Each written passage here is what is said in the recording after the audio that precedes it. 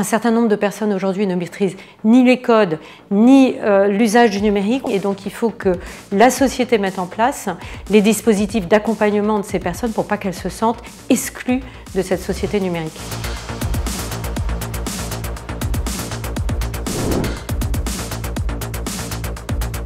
Le premier besoin, c'est celui d'avoir un accès à Internet de qualité, partout et pour tous. Il y a eu beaucoup de premières fois numériques pendant la crise Covid. Beaucoup de Français ont réalisé leur première visio, leur premier drive, ce qui montre l'importance en fait qu'a eu la crise Covid dans l'accélération de la transformation numérique de la société. La crise Covid a aussi révélé des fractures. Ceux qui ne disposaient pas d'un accès à Internet de qualité, ils ont été handicapés pendant les confinements. La fracture en termes d'équipement. Il y a des familles aussi qui sont mal équipées et qui ont vécu cette période avec un seul smartphone pour 4 ou 5 personnes. Et puis la dernière fracture, c'est une fracture de formation avec un certain nombre de personnes qui ne maîtrisent pas encore l'usage du numérique et pour lequel il faut apporter une solution et un accompagnement.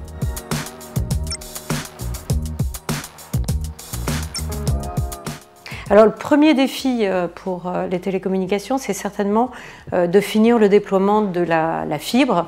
Aujourd'hui, 75% des locaux en France sont rendus raccordables, mais ça veut dire qu'il reste 25% à faire, et c'est naturellement les 25% les plus difficiles. Le deuxième challenge, c'est de s'assurer d'avoir une qualité de service sur ces réseaux qui soit à la hauteur de ce qu'espèrent les Français. Et aujourd'hui, le numérique, l'accès à Internet est devenu si importante qu'on ne peut pas être privé d'Internet longtemps.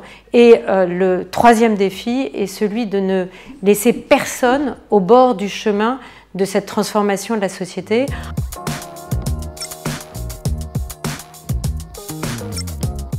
L'ambition de l'ARCEP pour le numérique de demain, c'est que l'Internet reste, alors je devrais dire redevienne, un champ totalement ouvert à l'innovation. Au fil des années, des géants de l'Internet, ces grandes plateformes, sont venus se placer entre les utilisateurs et les développeurs d'applications, les fournisseurs de services, les entreprises, se plaçant en contrôleurs d'accès et imposant leurs conditions, bridant ainsi la liberté de choix des consommateurs. L'Europe s'est emparée de ce sujet-là et un règlement européen vient d'être adopté, le Digital Market Act, qui a l'ambition en tout cas de résoudre ces problèmes et de redonner une grande liberté aux acteurs d'Internet. Notre objectif est de faire de l'empreinte environnementale du numérique un nouvel axe, un nouveau chapitre de la régulation.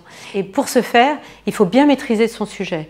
Il faut avoir des données scientifiques, éprouvées, solides. On a aussi une action propre, puisque le Parlement nous a donné les compétences de collecter des données auprès des acteurs du numérique. Et depuis 2 ans, on collecte des données auprès des opérateurs. Et actuellement, on va lancer une collecte des données auprès des autres services du numérique, donc les fournisseurs de cloud, les terminaux. Tout ça afin d'y voir clair et d'éviter en fait toute mesure qui pourrait être considérée comme du greenwashing. On ne peut pas se passer du numérique. Donc il doit être soutenable. Mais il faut aussi que les individus aient les informations nécessaires à un bon comportement.